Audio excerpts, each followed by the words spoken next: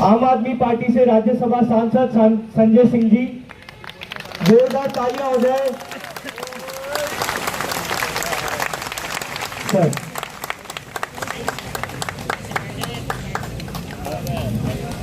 पिछले 7 दिनों से अनशन पर बैठे हुए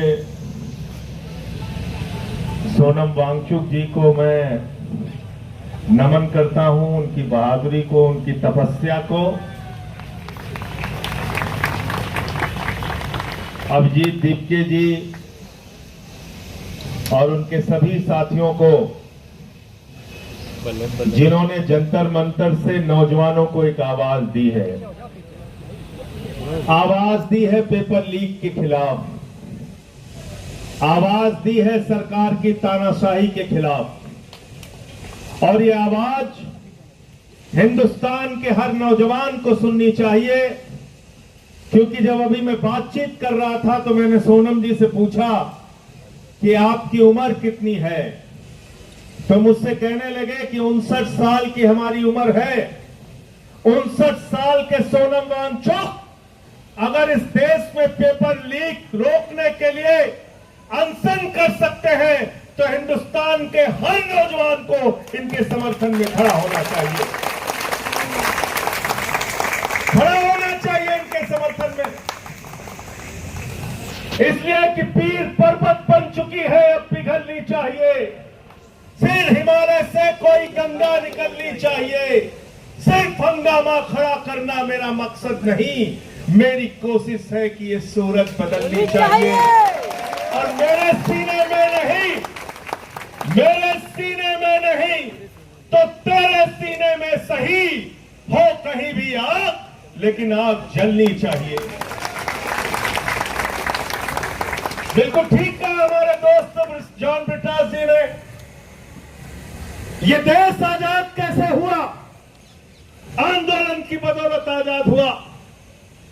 इस देश से 190 साल का अंग्रेजों का शासन कैसे गया?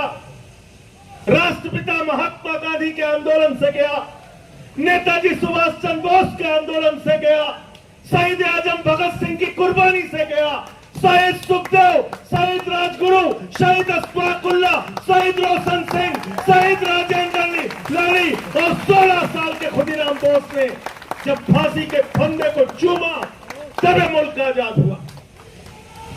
ये मुल्क उन लोगों की बदौलत याद नहीं, याद रखना, उन लोगों की बदौलत, उन लोगों की बदौलत ये मुल्क आजाद नहीं हुआ जो उस जमाने में अंग्रेजों की दलाली कर रहे थे। नाम ले लूंगा तो मुश्किल हो जाएगी, नाम ले लूंगा तो मुश्किल हो जाएगी। सदन में मुझसे कहने लगा वंदे मातरम पे बहस करो। मैंने कहा पेई मानो, 4 लोगों का नाम बताओ जो वंदे मातरम लगा के तुम्हारे पुरखे जेल गए थे। 4 के नाम बताओ। वंदे मातरम की बात करते हो, भारत माता की जय की बात करते हो, तुम लोग बात करते हो जिन्होंने अपने मुख्यालय पे 52 साल तक भारत माता का तिरंगा झंडा नहीं फहराया, उनसे कोई देशभक्ति का प्रमाण पत्र नहीं चाहिए। मुझे बहुत अफसोस है कि देश के शिक्षा मंत्री ने हमारे नौजवानों को देशद्रोही कहा। मुझे बहुत अफसोस और पीड़ा है कि इन नौजवानों को अपमानित करने का काम किया गया जो जंतर मंतर से अपनी आवाज लगा रहे हैं। मैं भारत के प्रधानमंत्री नरेंद्र मोदी और देश के शिक्षा मंत्री से कहना चाहता हूं, ये अपने हक के लिए यहां पर हैं, पेपर लीक को रोकने के लिए यहां पे हैं, और पेपर लीक पूरे हिंदुस्तान में रुकवा कर दम लेंगे। ये इनकी लड़ाई उस बात के लिए है। तुम इनको देशद्रोही कह रहे हो? जो भी अपने लिए खड़ा होता है, अपने लिए आवाज उठाता है, वो देशद्रोही हो जाता है। किसान आएगा काले कानून के खिलाफ तो कहोगे किसान खालिस्तानी है, पाकिस्तानी है, देशद्रोही है। नौजवान आएगा पेपर लीक के खिलाफ तो उसको कहोगे देशद्रोही है, देशद्रोही है। मैं तो भाजपाइयों के बारे में कहता हूं, जितना पाकिस्तानी पाकिस्तान का नाम नहीं लेते, उससे ज्यादा भाजपाई पाकिस्तान का नाम लेते हैं। लेते नहीं लेते? बताओ, लेते हैं कि नहीं लेते? देश से प्यार क्या होता है, वो सोनम वांगचुक से आके सीखो, अभिजीत दीपके से आके सीखो। क्या होता है देश से प्यार? यहां पे जो नौजवान है उनसे आके सीखो, उनसे आके सीखो, थोड़ी शिक्षा तुम्हारी भी बढ़ेगी। लेकिन सीखोगे कैसे? तुम तो दूसरा काम सीखने में लगे हो, दूसरा काम सीखने में लगे हो, स्कूल लूट रहे हो, या नौजवानों को 2 वक्त की खाने की रोटी नहीं मिल रही है, लेकिन तुम लोग स्कूल खा रहे हो, अस्पताल खा रहे हो, सड़क खा रहे हो, बिजली खा रहे हो, पानी खा रहे हो, हवाई जहाज खा रहे हो, समुद्री तट खा रहे हो, गैस खा रहे हो, कोयला खा रहे हो, पेपर खा रहे हो, और तो और प्रभु श्री राम का मंदिर भी खा रहे हो।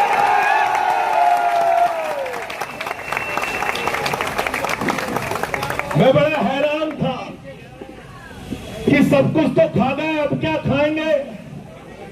कोयला खा गए, गैस खा गए, बिजली खा गए, पानी खा गए, सड़क खा गए, पुल खा गए, जहाज खा गए, अब पेट्रोल खा रहे हैं, उसमें कह रहे हैं एथेनॉल मिला के गाड़ी खाएंगे। गाड़ी खा रहे हैं, स्कूटर खा रहे हैं, बस खा रहे हैं। मैं सोच रहा था सब खा गए, अब क्या खाएंगे? कहने लगे संजय सिंह जी गलतफहमी मत पालो, अब हम प्रभु श्री राम का मंदिर खाएंगे, वहां का चंदा खाएंगे। चंदा लूट रहे, चंदा चोरी कर रहे हैं। तो मैं ये कहना चाहता हूं, जिन्होंने भगवान को नहीं बख्शा, वो ना तो राम के हैं, ना आपके हैं, ना किसी काम के हैं। गलत तो नहीं कह रहा हूं? प्रधानमंत्री जी हर 15 दिन पे बात करने आ जाते हैं। क्या कहते हैं? मन की बात। परीक्षा ऐसे देना बच्चों, हाई स्कूल में ऐसे पढ़ना, इंटर में ऐसे पढ़ना, सुबह उठ के ऐसे जाना, रात में ऐसे याद करना। कई लोग रोने लगते हैं, कहते कितने बढ़िया प्रधानमंत्री, बताओ बच्चों को परीक्षा पे चर्चा कर रहे हैं, परीक्षा पे चर्चा कर रहे हैं। 93 पेपर लीक हो गए हिंदुस्तान में। मैं भारत के प्रधानमंत्री से कहना चाहता हूं, एक बार पेपर लीक पे चर्चा करके दिखाओ, पूरे हिंदुस्तान का नौजवान किसने करो पेपर लीक पे चर्चा। मैं चला गया प्रयागराज, अभिजीत जी, मैं प्रयागराज चला गया पेपर लीक पे चर्चा करने। हमारे कमरे में पुलिस वाले आ गए, ये स्टार वो स्टार, बंदूक लेके सब पहुंच गए वहां पे। कहने लगे यहाँ पे आप क्या बात कर रहे हैं? हमने कहा तुमसे क्या मतलब? बंद कमरे में कहने लगे पेपर लीक पे चर्चा तो नहीं कर सकते आप। मैंने कहा तुम पेपर लीक कर सकते हो बेईमानो, हम चर्चा भी नहीं कर सकते, हम चर्चा भी नहीं कर सकते। तो मैंने पेपर लीक पे चर्चा किया वहां पे, और जो पेपर लीक पूरे हिंदुस्तान में हुआ है, तो हमसे कई बार लोग पूछते हैं कि आप लोग बीजेपी वालों को क्यों दोषी ठहराते हैं, मोदी जी को क्यों दोषी ठहराते हैं, शिक्षा मंत्री को क्यों दोषी ठहराते हैं? अरे सरकार का क्या लेना देना पेपर से? तो मैं उनसे कहता हूं, जितने पेपर लीक करने वाले हैं, ये सारे के सारे चंदा चोर पार्टी से जुड़े हुए लोग हैं, भारतीय जनता पार्टी से जुड़े हुए लोग हैं। गलत तो नहीं कह रहा हूं? गलत तो नहीं कह रहा हूं? कहते कैसे पता किया? हमने कहा बेईमानों, नीट का पेपर लीक जब हुआ था पहली बार, तुमने जिन लोगों को गिरफ्तार किया था वो सब के सब बरी हो गए। कैसे बरी हो गए? पता चला सीबीआई ने समय पे चार्जशीट नहीं दाखिल की थी। गलत तो नहीं बोल रहा हूं? गलत तो नहीं बोल रहा हूं? बताओ अगर प्रधानमंत्री शामिल नहीं है, बताओ अगर इनकी पार्टी शामिल नहीं है, तो प्रधानमंत्री के नीचे काम करने वाली सीबीआई ने पेपर लीक के माफियाओं के खिलाफ समय पे चार्जशीट दाखिल क्यों नहीं की? उनको सजा क्यों नहीं दिलाई आज तक? बताओ जरा हमको इस सवाल का जवाब दो। इसलिए इनसे जरा सावधान रहना। ये आपके आंदोलन को कमजोर करने की तरह तरह की कोशिश करेंगे। मैं देखता हूं यहां पे भी कुछ लोग आ जाते हैं अंधभक्त। आते नहीं आते हैं, बीच में उलझाने के लिए, हिंदू मुसलमान करने के लिए। कहते हैं कि नहीं कहते हैं? उनसे ये कहना, जितने स्कूल बंद हुए हिंदुस्तान में, 1 लाख सरकारी स्कूल बंद हुए, 1 लाख सरकारी स्कूल। कौन पढ़ता है उन सरकारी स्कूलों में? गरीब का बच्चा, पिछड़े का बच्चा, दलित का बच्चा। 1 लाख सरकारी स्कूल हिंदुस्तान में बंद हो गए। 1,20,000 सरकारी स्कूल हिंदुस्तान में है, जिसमें सिर्फ एक टीचर काम करती है। 90,000 सरकारी स्कूल हिंदुस्तान में ऐसे हैं जिसमें बच्चियों के लिए टॉयलेट का इंतजाम नहीं है। इस देश में हजारों लाखों सरकारी स्कूल ऐसे हैं जहां पे मिड डे मील में बच्चों को नमक रोटी खाने के लिए दी जाती है, उनके चावल में कीड़े पड़ जाते हैं। मैं पूछना चाहता हूं, हिंदुस्तान के अंदर लोगों को बांटने वाले लोगों, बताओ, जो नारा लगाते हो जिस हिंदू का खून न खोला, इन बच्चों के स्कूल बंद होने पर तुम्हारा खून क्यों नहीं खोलता? क्यों नहीं तुम सड़कों पे आते हो पेपर लीक के सवाल पे? आओ इस जंतर मंतर पे समर्थन करने के लिए आओ इनका साथ दो नौजवानों का। और 20 तारीख से संसद शुरू होने जा रही है। मैं आज इस जंतर मंतर से देश के प्रधानमंत्री को कहना चाहता हूं, जो सोनम वांगचुक का मुद्दा है, अभिजीत दुबके का मुद्दा है, हिंदुस्तान के करोड़ों नौजवानों का मुद्दा है, उस मुद्दे का समाधान जल्दी से कर दो, वरना 20 के बाद देश की संसद को चलने नहीं देंगे। आपके खिलाफ लड़ाई लड़ने का काम करेंगे। और 50 जानते हैं, हम तो ऐसे ही बदनाम है। ये लोग 3 काला कानून लेके आए थे, मैंने माइक तोड़ दिया। जिस माइक से वो काला कानून पास करने जा रहे थे, मैंने माइक तोड़ दिया, मुझे उठा के सस्पेंड कर दिया। भाजपा नाराज हो गया, कहने लगे देखिए संजय सिंह ने माइक तोड़ दिया, माइक तोड़ दिया, माइक तोड़ दिया। मैंने कहा बेईमानो, तुमने किसानों की हड्डियां तोड़ी है, मैंने तो सिर्फ माइक तोड़ा, ये काला कानून वापस नहीं माने हमारी बात। 1 साल तक आंदोलन चला और 1 साल के बाद भारत के प्रधानमंत्री सामने आए, कहने लगे हमारी तपस्या में कमी नहीं है। एक तो इतना रोंधा प्रधानमंत्री आज तक दुनिया के किसी देश में नहीं है। हर बात पे बेचारा रोने लगता है। कोरोना में लोग मर जाएंगे, उसके बाद रोने लगेगा आके। हर बात पे रोने लगता है प्रधानमंत्री हमारा। ऐसा प्रधानमंत्री है, चुनाव में गए उत्तर प्रदेश में, कहने लगे उत्तर प्रदेश के लोगों भारतीय जनता पार्टी को वोट दे दो। लोगों ने पूछा साहब क्यों वोट दे दे?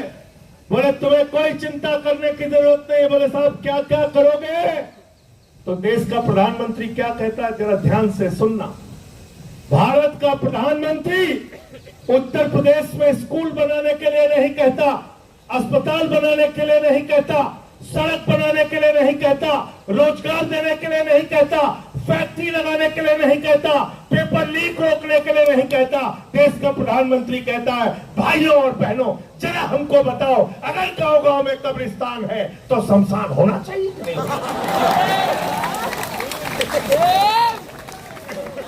बोला था कि नहीं बोला था? बोला था कि नहीं बोला था? गलत तो नहीं कह रहा हूं। जिस देश का प्रधानमंत्री बच्चों के स्कूल की चिंता नहीं करता, अस्पताल की चिंता नहीं करता, रोजगार की चिंता नहीं करता, तुम्हारे भविष्य की चिंता नहीं करता, जिस देश के प्रधानमंत्री का मकसद गांव गांव में शमशान बनाने का है, वो तुम्हारा भला कभी नहीं कर सकता, याद रखना।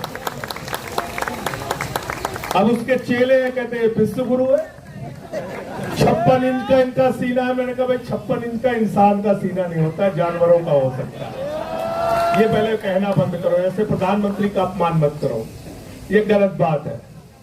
अब हमें गधे घोड़े का नापना पड़ेगा कितने इंच का सीना होता है। कहने लगे 56 इंच का, 56 इंच का। अब रोज ट्रंप डांटता रहता है, रोज डांटता रहता है, कहता है रूस से तेल मत खरीदना। बोले जी हुजूर, बोले हम देखेंगे तुम्हारे ऊपर। बोले जी हुजूर। बोले अगर पकड़े गए रूस से तेल खरीदते हुए तो टैरिफ बढ़ा देंगे। कह लगे जी हुजूर हम नहीं खरीदेंगे, नहीं खरीदेंगे। आज देश में महंगाई किसकी वजह से? स्टेट ऑफ हॉर्मोज से, जहां से 50% तुम्हारा कच्चा तेल और 60% गैस आती थी। वो स्टेट ऑफ हॉर्मोज क्यों बंद हुआ? देश के प्रधानमंत्री की गलत नीतियों के कारण। इनको कहीं भी मेडल के लिए बुला लो, चले जाएंगे। मैं तो कह रहा हूं अभिजीत दीपके को सीजेपी के तरफ से एक मेडल प्रधानमंत्री के लिए घोषित कर दो। देखो जंतर मंतर पे भी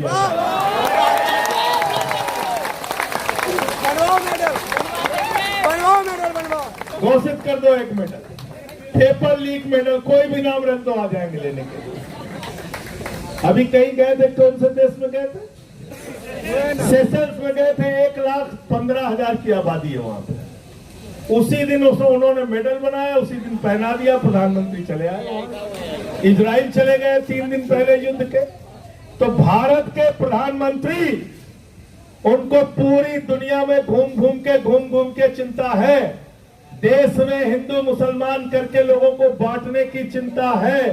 देश के अंदर नफरत फैला के अपने वोट की राजनीति करने की चिंता है। लेकिन पेपर लीक कैसे खत्म हो, इस बात की चिंता अगर प्रधानमंत्री को नहीं है, तो मैं पूरे देश के नौजवानों को आह्वान करना चाहता हूं फिर से एक बार कि एक तरफ 59 साल के हमारे सोनम वांगचुक हैं और दूसरी तरफ हमारा ये भाई, ये नौजवान साथी अभिजीत दीपके हैं।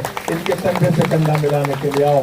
हमारा ये रंगा भाई है, इनके साथ दो। हमारे एक एक जितने भी साथी हैं इस जंतर मंतर के आंदोलन में, मैं सर झुका के आप सबको नमन करता हूं, आपके हौसले को नमन करता हूं और यकीन दिलाना चाहता हूं कि सिर्फ बातों में यकीन मत रखना।